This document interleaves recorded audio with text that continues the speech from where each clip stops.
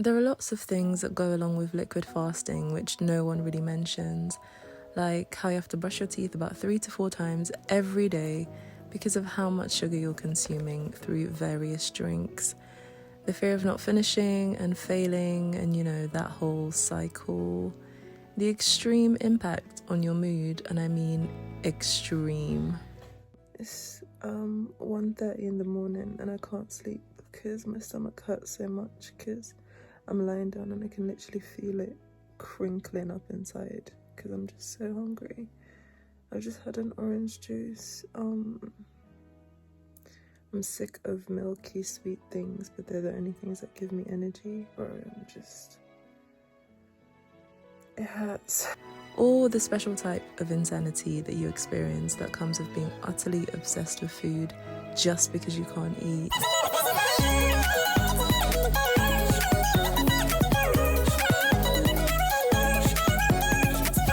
Jesus, take the wheel.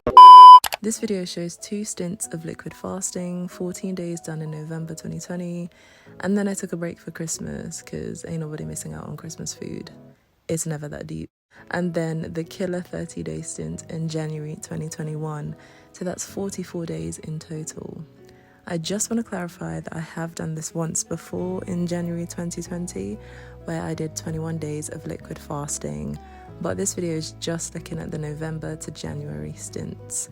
My starting weight in November 2020 was around 10.5 stone, which is like 65, 66, 67, somewhere between 65 and 67 kilograms. I'm not good at numbers.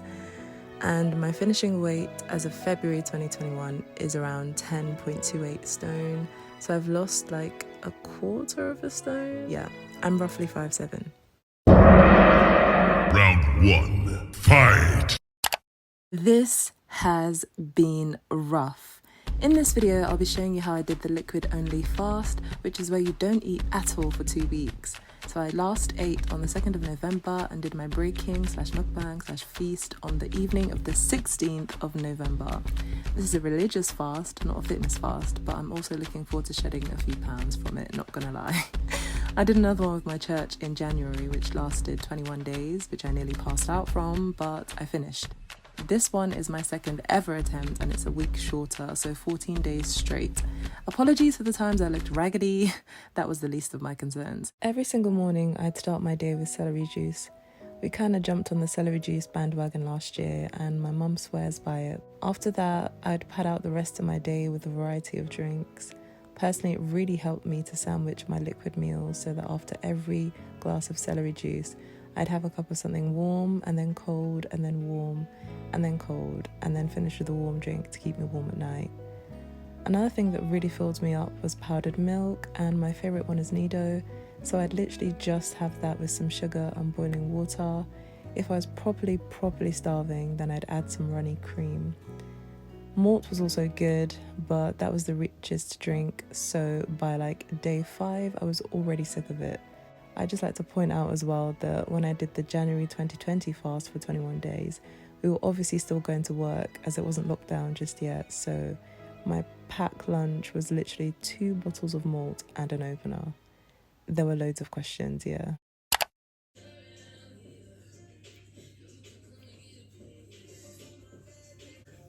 I feel like today it's starting to feel it now.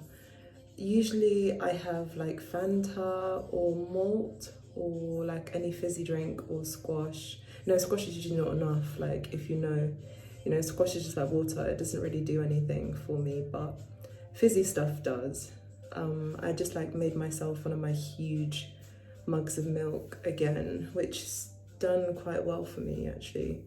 It makes me feel really full. Haven't had any milkshakes yet, which I usually do, but I'll probably get on those a bit later.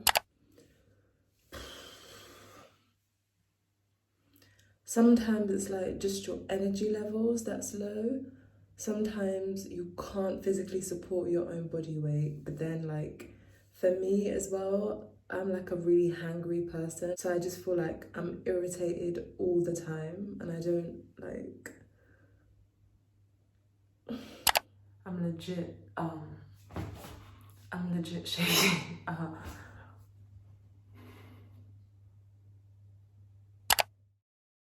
Excuse the bits flying, the fluff. I just shook my duvet. I've underestimated how emotional going on this fast would make me. People are already losing it in quarantine anyway.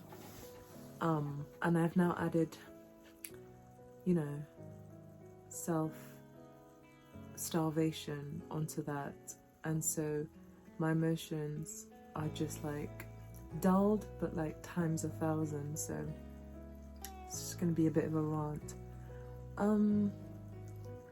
I know that we're at an age where we want to be moving quickly and we want everything to happen super quickly for us, and we want to hit our goals, and we feel like we've stagnated, especially with Corona, and we think we should be doing so much better than we are currently, and we want to be and we push to be, but it just isn't happening. I have been feeling a lot like that recently. It's crazy because when I think about that kid that lived in Limbe, Cameroon, and if I think back to that kid and I think, if only you knew what you would go on to achieve in this life, she'd probably laugh her little ass off. But that's kind of an encouraging thing for me, to think like that, because it's like, well, if I can look back and have achieved so much by this age, I wonder what's to come. So that's encouraging, but at the same time, it's really difficult. But yeah, I'm just gonna keep on keeping a positive mindset. Yeah, when I was in Cameroon, I would have given anything to, well, not given anything because life wasn't too bad, but I would have loved to travel as I have, and I did. When I first arrived here, I would have loved to see a lot of things, do a lot of things, go to uni, make friends, and I did. When I was at uni, I would have loved for it to be a great uni, and it was. When I was at the great uni, I would have loved to win a prize, and I did. You know, I think back and I think everything that I've ever wanted, no matter how delayed and no matter how seemingly impossible, has happened. And so I'm not going to bother myself worrying about what's to come and what I want, and, you know, all these dreams and plans that I have that don't seem to be materializing anymore. I'm just going to focus on this fast. I've said to God, I said, I can only focus on one thing at a time. I will only focus on one thing at a time. There's no use in me worrying and being anxious about all these other things that I'm scared and worried about. That's just exhausting me even more than I need to be, and I'm hungry.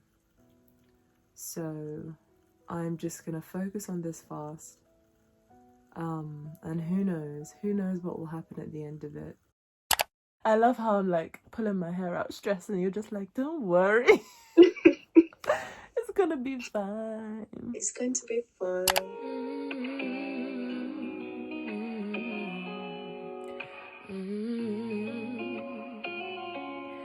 Fill me up till I overflow. I wanna run over. I wanna run. Fill me up till I overflow. I wanna run over. I wanna run. Fill me up till I overflow. I wanna run over.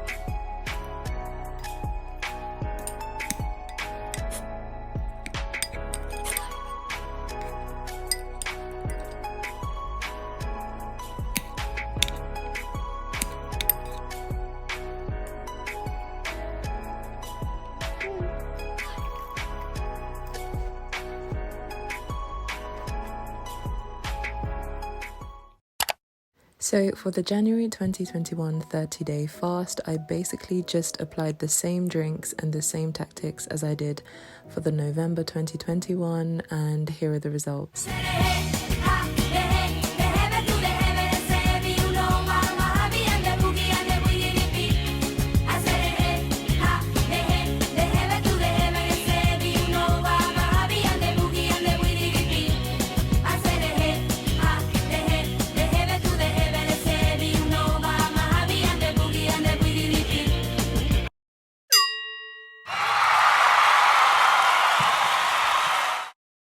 So one of the things I've learned from this whole process, or this fast, which has been religious more than anything, is that anything is possible when you really focus and figure out what you're trying to achieve and why you're doing this, and connect to the source.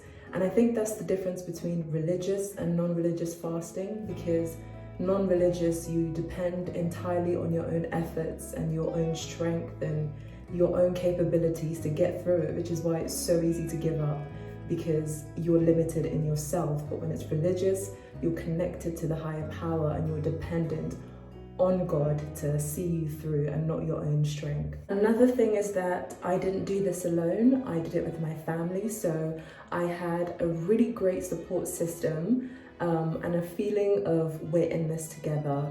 And so not only that, but I also had people I was accountable to, and it kind of made it that bit easier to focus and stick to the goal. You don't want to be the weakest link. You don't want to be that person that lets the team down. Thirdly, this whole thing has shown me that your body, the human body, is really capable of so much more than we ever could conceive. It's created to stretch physically, mentally, to crazy standards, and we see this in childbirth as well, and pregnancy. But yeah, trust your body and know that it is capable of so much more than you think. Lastly, just one thing I'd like to debunk, which is that physical health and mental/emotional health are two separate things. Like they try and tell us left brain, right brain. It's the same brain. It's the same thing. Your body is all connected. And so when you're physically suffering, your mental health and your emotions are also on the down. They're all linked together. So on one hand, whatever happens to your body is happening to your mind and is even amplified because, you're feeling it. On the other hand, when you get offended, when people, argue with you, annoy you, irritate you, you're too tired and too weak to get offended. So on one hand, it's like, oh yeah, we're not feeling so great. On the other hand, it's like, I cannot be bothered, y'all. And so that brings us to the end of the video and the process. I hope you enjoyed watching, and thank you so much if you stuck around until the end. If you enjoyed it, please don't forget to subscribe and like, and stay tuned for more. I will see you on the next video.